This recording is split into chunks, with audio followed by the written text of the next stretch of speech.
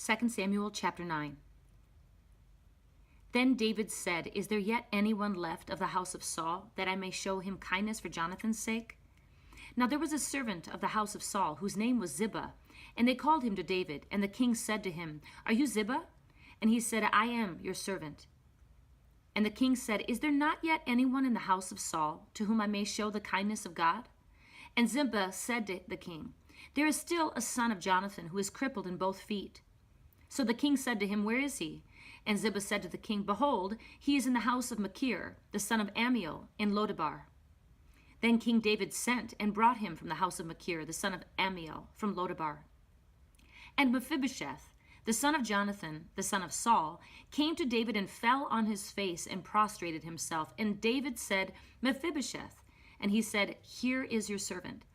And David said to him, "Do not fear, for I will surely show kindness to you for the sake of your father Jonathan, and will restore to you all the land of your grandfather Saul, and you shall eat at my table regularly."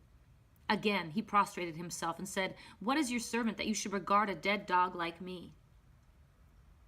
Then the king called Saul's servant Ziba, and said to him, "All that belonged to Saul and to all his house I have given to your master's grandson, and you and your sons and your servants shall cultivate the land for him, and you shall bring in the produce so that your master's grandson may have food.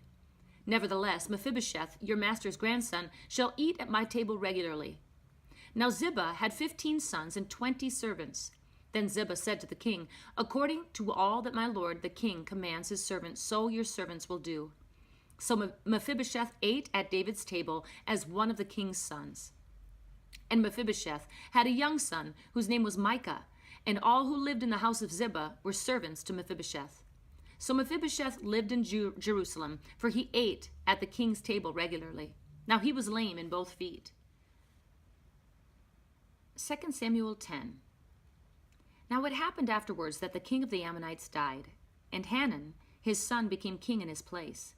Then David said, "I will show kindness to Hanun, the son of Nahash, just as his father showed kindness to me." So David sent some of his servants to console him concerning his father. But when David's servants came to the land of the Ammonites, the princes of the Ammonites said to Hanun their lord, "Do you think that David is honoring your father because he sent consolers to you? Has David not sent his servants to you in order to search the city, to spy it out and overthrow it?" So Hanun took David's servants and shaved off half of their beards, and cut off their garments in the middle as far as their hips, and sent them away. When they told it to David, he sent to meet them, for the men were greatly humiliated. And the king said, "Stay in Jericho until your beards grow, and then return." Now when the sons of Ammon saw that they had become odious to David, the sons of Ammon sent and hired the Arameans of Beth-Rahab, and the Arameans of Zobah, 20,000 foot soldiers, and the king of Maacah with 1,000 men, and the men of Tob with 12,000 men. When David heard of it, he sent Joab and all the army, the mighty men. And the sons of Ammon came out and drew up in battle array at the entrance of the city, while the Arameans of Zobah and of Rehob, and the men of Tob and Maacah were by themselves in the field. Now when Joab saw that the battle was set against him in front and in the rear, he selected from all the choice men of Israel and arrayed them against the Arameans. But the remainder of the people he placed in the hand of Abishai his brother, and he arrayed them against the sons of Ammon. And he said, "If the Arameans are too strong for me, then you shall help me. But if the sons of Ammon are too strong for you, then I will come to help you. Be strong and let us show ourselves courageous for the sake of our people and for the cities of our God. And may the Lord do what is good in his sight." So Joab and the people who were with him drew near to the battle against the Arameans, and they fled before him.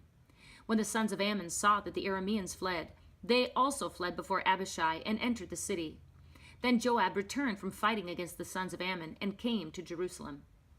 When the Arameans saw that they had been defeated by Israel, they gathered themselves together, and Hadadezer sent and brought out the Arameans who were beyond the river, and they came to Helam. And Shobach, the commander of the army of Hadadezer, led them. Now when it was told David, he gathered all Israel together and crossed the Jordan and came to Helam. And the Arameans arrayed themselves to meet David and fought against him.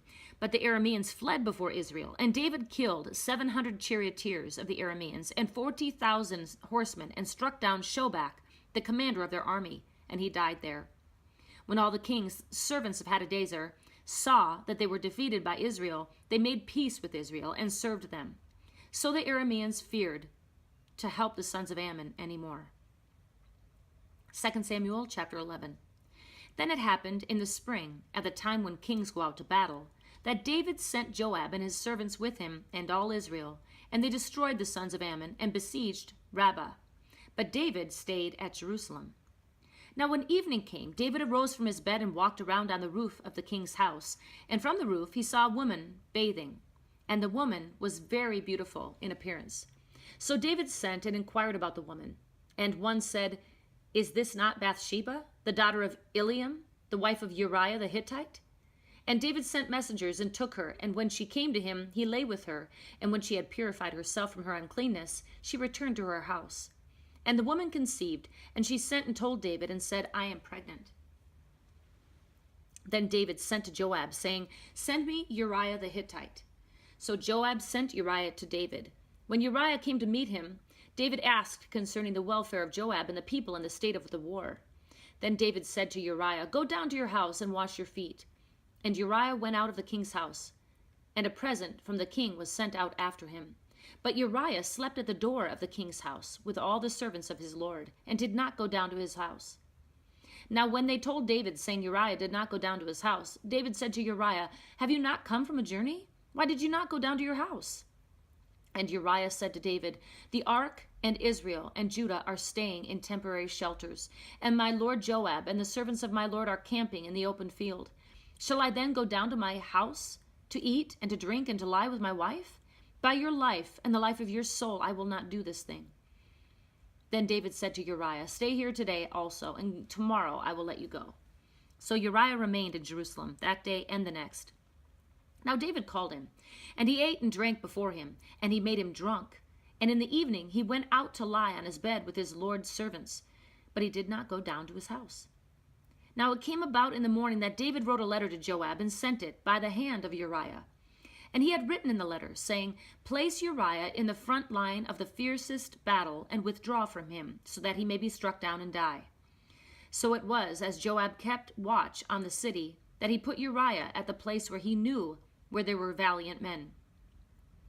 And the men of the city came out and fought against Joab, and some of the people among David's servants fell, and Uriah the Hittite also died. Then Joab sent and reported to David all the events of the war. And he charged the messengers, saying, "When you have finished telling the events of the war to the king, and if it happens that the king's wrath rises, and he says to you, 'Why did you go so near to the city to fight? Did you not know that they would shoot from the wall? Who struck down Abimelech, the son of Jerubbesheth? Did not a woman throw an upper millstone on him from the wall so that he died at Thebez? Why did you go so near the wall?' Then you shall say, 'Your servant Uriah the Hittite is dead also.'" So the messenger departed and came and reported to David all that Joab had sent him to tell. And the messenger said to David, "The men prevailed against us and came out against us in the field, but we pressed them as far as the entrance of the gate. Moreover, the archers shot at your servants from the wall. So some of your king's servants are dead, and your servant Uriah the Hittite is also dead." Then David said to the messenger, "Thus you shall say to Joab, 'Do not let this thing displease you, for the sword devours one as well as another. Make your battle against the city stronger and overthrow it, and so encourage him.'" Now when the wife of Uriah heard that Uriah her husband was dead, she mourned for her husband. When the time of mourning was over, David sent and brought her to his house, and she became his wife. Then she bore him a son. But the thing that David had done was evil in the sight of the Lord. 2 Samuel chapter 12. Then the Lord sent Nathan to David, and he came to him and said, "There were 2 men in one city, the one rich and the other poor. The rich man had a great many flocks and herds, but the poor man had nothing except one little ewe lamb, which he bought and nourished, and it grew up together with him and his children. It would eat of his bread and drink of his cup and lie in his bosom, and was like a daughter to him. Now a traveler came to the rich man, and he was unwilling to take from his own flock or his own herd to prepare for the wayfarer who had come to him. Rather, he took the poor man's ewe lamb and prepared it for the man who had come to him. Then David's anger burned greatly against the man, and he said to Nathan, 'As the Lord lives, surely the man who has done this deserves to die, and he must make restitution for the lamb 4-fold, because he did this thing and had no compassion.' Nathan then said to David, "You are the man. Thus says the Lord God of Israel, it is I who anointed you king over Israel, and it is I who delivered you from the hand of Saul. I also gave you your master's house and your master's wives into your care. And I gave you the house of Israel and Judah. And if it had been too little, I would have added to you many more like these. Why have you despised the word of the Lord by doing evil in his sight? You have struck down Uriah the Hittite with the sword, and have taken his wife to be your wife, and have killed him with the sword of the sons of Ammon. Now therefore the sword shall never depart from your house, because you have despised me, and have taken the wife of Uriah the Hittite to be your wife. Thus says the Lord, behold, I will raise up evil against you from your own household. I will even take your wives before your eyes and give them to your companion. And he shall lie with your wives in broad daylight. Indeed, you did it secretly, but I will do this thing before all Israel, and under the sun. Then David said to Nathan, I have sinned against the Lord. And Nathan said to David, the Lord also has taken away your sin. You shall not die. However, because by this deed you have given occasion to the enemies of the Lord to blaspheme, the child also that is born to you shall surely die. So Nathan went to his house. Then the Lord struck the child that Uriah's widow bore to David, so that he was very sick. David therefore inquired of God for the child, and David fasted and went and lay all night on the ground. And the elders of his household stood beside him in order to raise him up from the ground, but he was unwilling and would not eat food with them. Then it happened on the 7th day that the child died.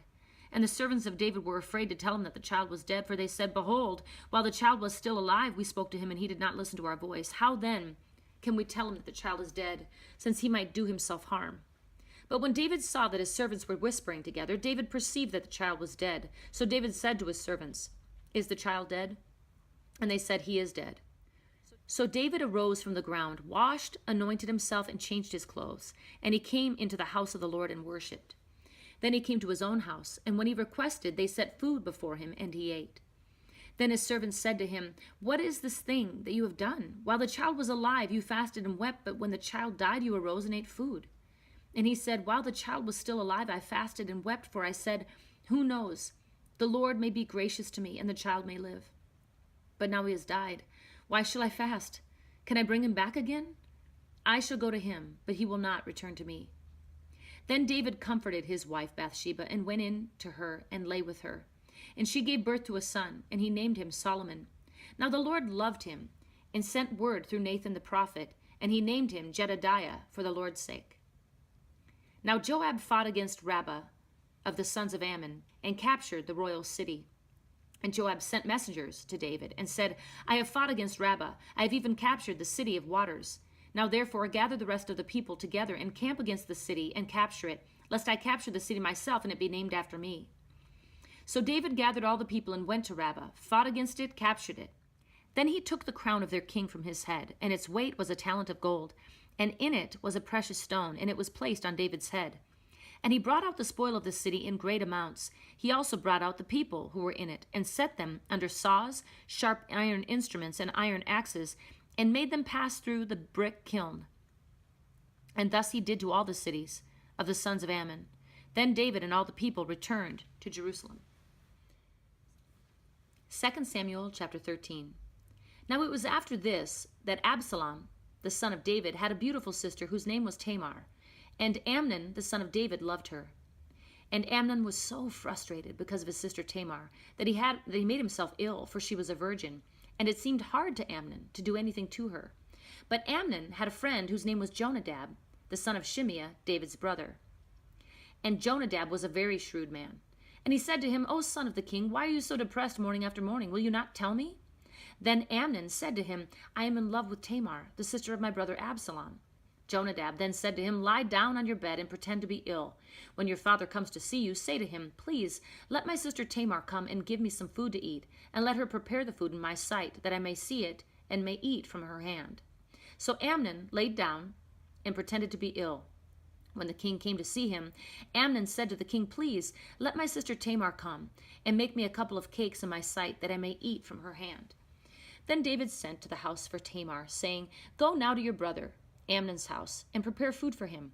So Tamar went to her brother Amnon's house, and he was lying down. And she took dough, kneaded it, made cakes in his sight, and baked the cakes. And she took the pan and dished them out before him, but he refused to eat. And Amnon said, "Have everyone go out from me." So everyone went out from him. Then Amnon said to Tamar, "Bring the food into the bedroom, that I may eat from your hand." So Tamar took the cakes which she had made, and brought them into the bedroom to her brother Amnon. When she brought them to him to eat, he took hold of her, and said to her, "Come lie with me, my sister." But she answered him, "No, my brother, do not violate me, for such a thing is not done in Israel. Do not do this disgraceful thing. As for me, where could I get rid of my reproach? And as for you, you will be like one of the fools in Israel. Now therefore, please, speak to the king, for he will not withhold me from you." However, he would not listen to her. Since he was stronger than she, he violated her and lay with her. Then Amnon hated her with a very great hatred. For the hatred with which he hated her was greater than the love with which he had loved her. And Amnon said to her, "Get up, go away." But she said to him, "No, because this wrong in sending me away is greater than the other that you have done to me." Yet he would not listen to her. Then he called his young man who attended him and said, "Now throw this woman out of my presence and lock the door behind her." Now she had on a long-sleeved garment, for in this manner the virgin daughters of the king dressed themselves in robes. Then his attendant took her out and locked the door behind her. And Tamar put ashes on her head, and tore her long-sleeved garment which was on her. And she put her hand on her head and went away, crying aloud as she went. Then Absalom, her brother, said to her, "Has Amnon, your brother, been with you? But now keep silent, my sister, for he is your brother. Do not take this matter to heart." So Tamar remained, and was desolate in her brother Absalom's house. Now when King David heard of all these matters, he was very angry.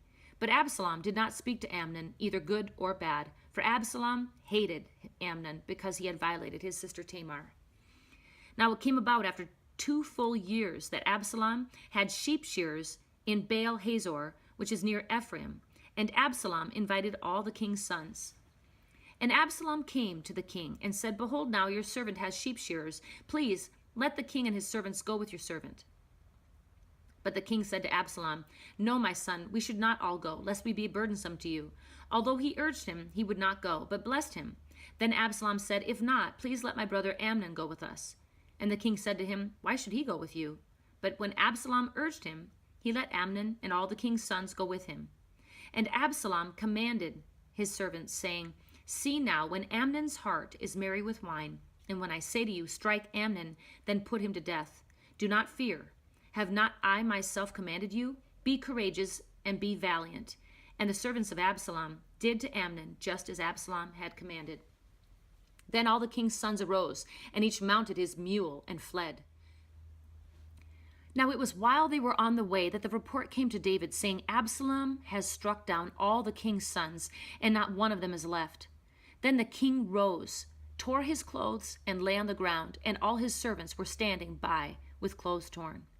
And Jonadab, the son of Shimeah, David's brother, responded, "Do not let my lord suppose they've put to death all the young men, the king's sons, for Amnon alone is dead, because of the intent of Absalom. This has been determined since the day that he violated his sister Tamar. Now therefore do not let my lord the king take the report to heart, namely that all the king's sons are dead, for only Amnon is dead." Now Absalom had fled, and the young man who was the watchman raised his eyes and looked, and behold, many people were coming from the road behind him, by the side of the mountain. And Jonadab said to the king, "Behold, the king's sons have come. According to your servant's word, so it happened." And it came about as soon as he had finished speaking, that behold, the king's sons came and lifted their voices and wept. And also the king and all his servants wept very bitterly. Now Absalom fled and went to Talmai, the son of Ammihud, the king of Geshur. And David mourned for his son every day. So Absalom had fled and gone to Geshur, and was there 3 years. And the heart of King David longed to go out to Absalom, for he was comforted concerning Amnon, since he was dead.